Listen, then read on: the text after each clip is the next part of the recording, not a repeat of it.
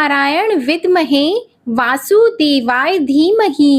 तन्नो कृष्णः प्रचोदयात्। जय श्री कृष्णा। आप सभी का हमारे चैनल आध्यात्मिक सागर में हार्दिक स्वागत है। आज की इस वीडियो में आप श्रीमद् भगवद गीता सार के अध्याय 6 का श्रवण करेंगे।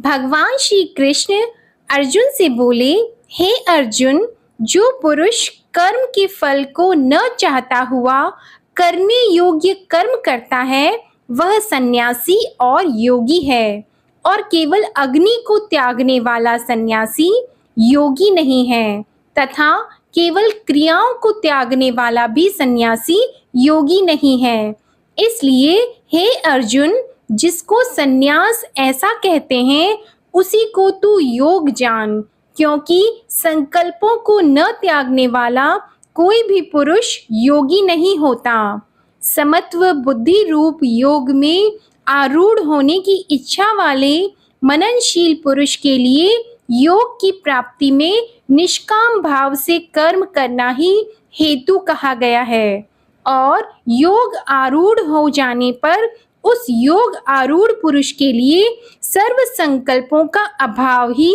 कल्याण में हेतु कहा है। जिस काल में न तो इंद्रियों के भोगों में आसक्त होता है तथा न कर्मों में आसक्त होता है, उस काल में सर्व संकल्पों का त्यागी पुरुष योग आरूढ़ कहा जाता है। यह योग आरूढ़ता कल्याण में हेतु कही गई है। इसलिए मनुष्य को चाहिए कि अपने द्वारा अपना संसार समुद्र से उद्धार करे और अपने आत्मा को अधोगति में न पहुंचाए, क्योंकि यह जीव आत्मा आप ही तो अपना मित्र है और आप ही अपना शत्रु है, अर्थात और कोई दूसरा शत्रु या मित्र नहीं है। उस जीव आत्मा का तो वह आप ही मित्र है कि जिस जीव आत्मा द्वारा मन और इंद्रियों सहित शरीर जीता हुआ है, और जिसके द्वारा मन और इंद्रियों सहित शरीर नहीं जीता गया है,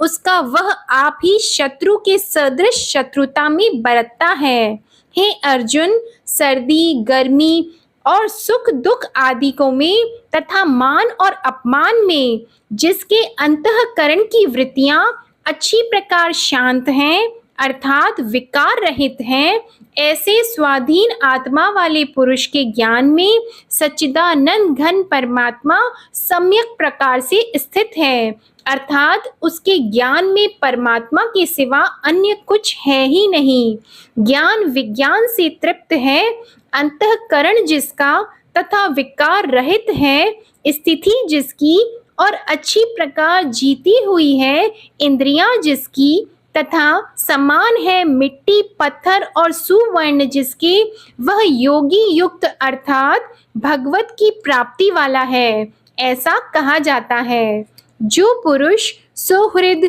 मित्र वैरी उदासीन मध्यस्थ द्वेषी और बंधुगणों में तथा धर्मात्माओं में और पापियों में भी समान भाव वाला है, वह अति श्रेष्ठ है। इसलिए उचित है कि जिसका मन और इंद्रियों सहित शरीर जीता हुआ है, ऐसा वासना रहित और संग्रह रहित योगी अकेला ही एकांत स्थान में स्थित हुआ निरंतर आत्मा को परमेश्वर के ध्यान में लगाएं। शुद्ध भूमि में कुशा मृगछाला और वस्त्र हैं, उपरोपरि जिसके ऐसे अपने आसन को न अति ऊंचा और न अति नीचा स्थिर स्थापन करके और उस आसन पर बैठकर तथा मन को एकाग्र करके चित्त और इंद्रियों की क्रियाओं को वश में किया हुआ अंतःकरण की शुद्धि के लिए योग का अभ्यास करे। उसकी विधि इस प्रकार है कि काया सिर और ग्रीवा को समान और अचल धारण किए हुए दृढ़ होकर अपनी नासिका के अग्र भाग को देखकर अन्य दिशाओं को न देखता हुआ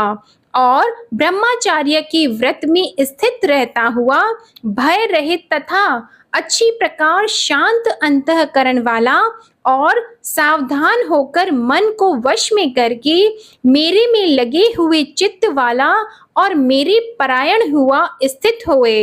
इस प्रकार आत्मा को निरंतर परमेश्वर के स्वरूप में लगाता हुआ स्वाधीन मन वाला योगी मेरे में स्थिति रूप परमानंद प्रकाष्ठा वाली शांति को प्राप्त होता है। परंतु हे अर्जुन, यह योग न तो बहुत खाने वाले के सिद्ध होता है और न बिल्कुल न खाने वाले का, तथा न अतिशयन करने के स्वभाव वाले का और न अत्यंत जागने वाले का ही सिद्ध होता है। यह दुखों का नाश करने वाला योग तो यथा योग्य आहार और विहार करने वाले का तथा कर्मों में यथा योग्य चेष्टा करने वाले का और यथा योग्य शयन करने तथा जागने वाले का ही सिद्ध होता है। इस प्रकार योग के अभ्यास से अत्यंत वश में किया हुआ चित्त जिस काल में परमात्मा में ही भली प्रकार स्थित हो जाता है,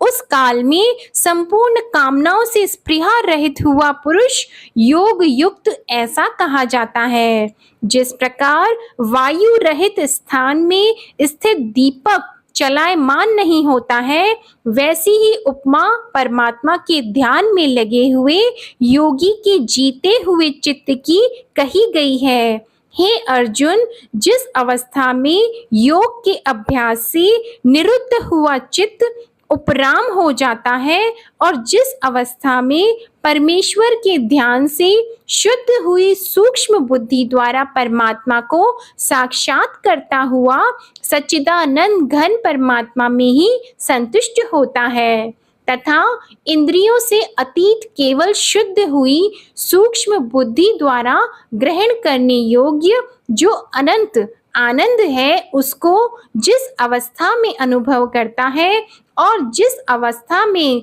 स्थित हुआ यह योगी भगवत स्वरूप से नहीं चलायमान होता है और परमेश्वर की प्राप्ति रूप जिस लाभ को प्राप्त होकर उससे अधिक दूसरा कुछ भी लाभ नहीं मानता है और भगवत प्राप्ति रूप जिस अवस्था में स्थित हुआ योगी बड़े भारी दुख से भी चलायमान नहीं होता है, जो दुख रूप संसार के संयोग से रहित है तथा जिसका नाम योग है, उसको जानना चाहिए। वह योग न उकताए हुए चित्त से अर्थात तत्पर हुए चित्त से निश्चय पूर्वक करना कर्तव्य है। इसलिए मनुष्य को चाहिए कि संकल्प से उत्पन्न होने वाली संपूर्ण कामनाओं को निशेषता से अर्थात वासना और आसक्ति सहित त्याग कर और मन के द्वारा इंद्रियों के समुदाय को सब ओर से ही अच्छी प्रकार वश में करके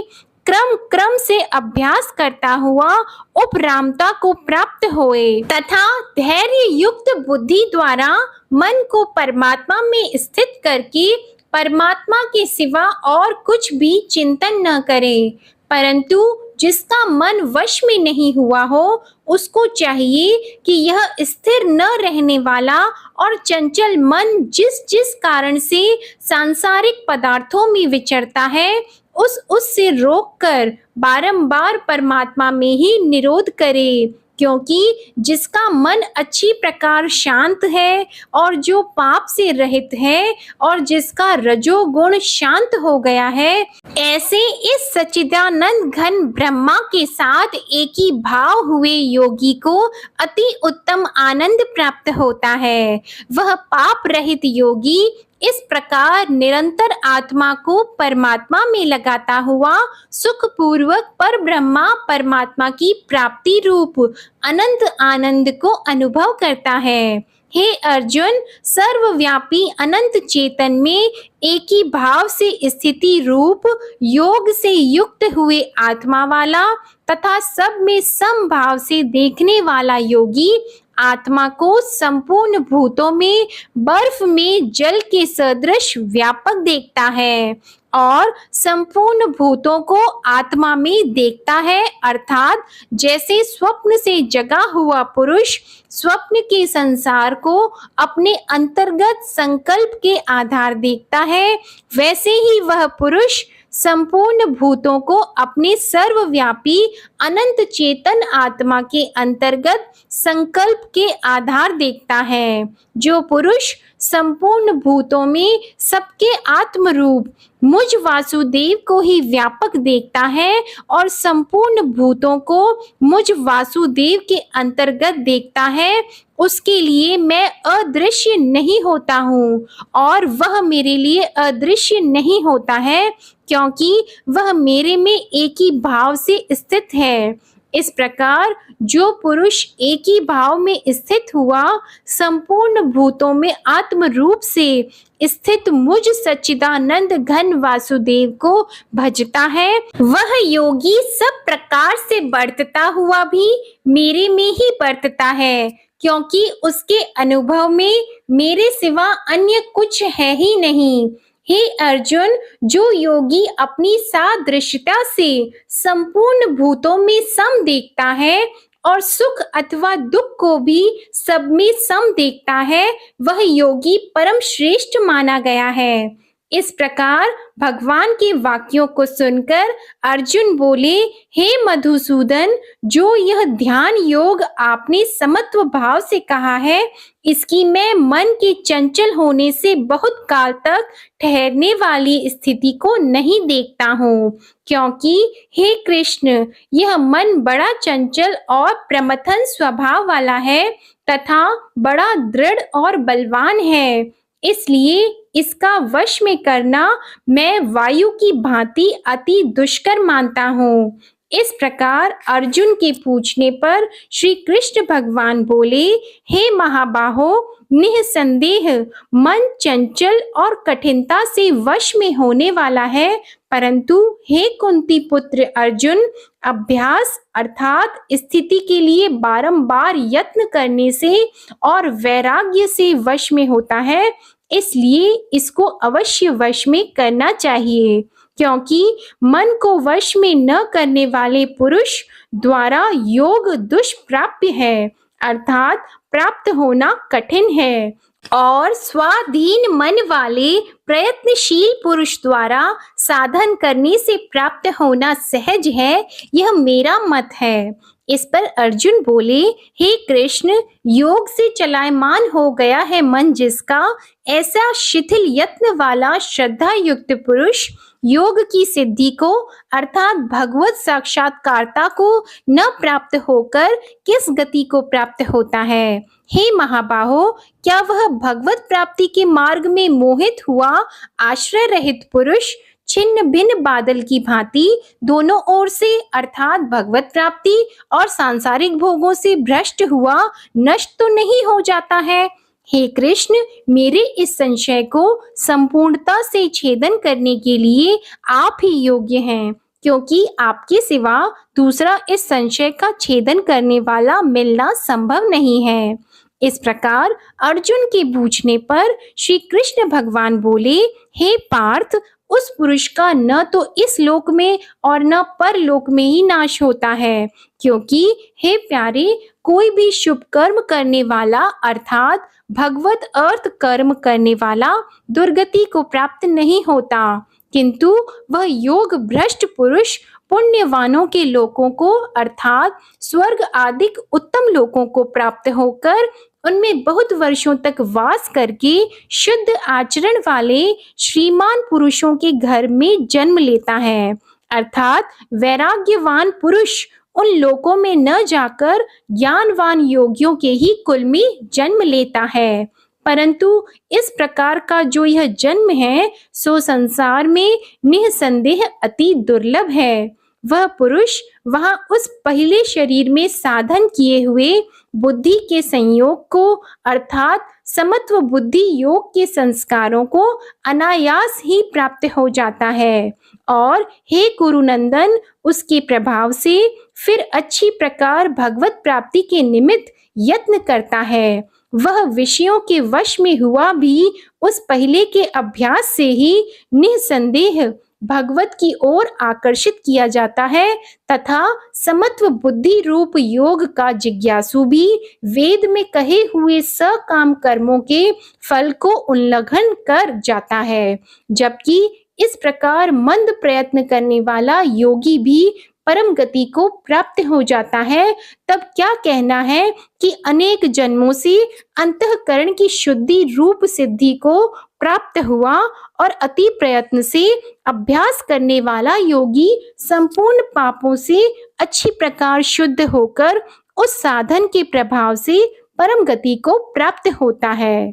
अर्थात परमात्मा को प्राप्त होता है, क्योंकि योगी तपस्वियों से श्रेष्ठ है और शास्त्र के ज्ञान वालों से भी श्रेष्ठ माना गया है तथा सकाम कर्म करने वालों से भी योगी श्रेष्ठ है। इसलिए हे अर्जुन, तू योगी हो। हे प्यारे, संपूर्ण योगियों में भी जो श्रद्धावान योगी मेरे में लगे हुए अंतर आत्मा से मेरे को निरंतर भजता है, वह योगी मुझे परम श्रेष्ठ मान्य है। इति श्री श्रीमद् भगवद गीता सार अध्याय 6 समाप्त। अगली वीडियो में आप श्रीमद् भगवद गीता सार महात्म्य 7 का प्रसंग सुनेंगे। इसके लिए आप हमारे चैनल आध्यात्मिक सागर को सब्सक्राइब करके बेल आइकन को दबाएं, जिससे आपको हमारे आने वाली वीडियोस की नोटिफिकेशन मिलती रहे। वीडियो पसंद आए तो इसे लाइक करें, शेयर करें और कमेंट में जय श्री कृष्णा लिखना ना भूलें। धन्यवाद।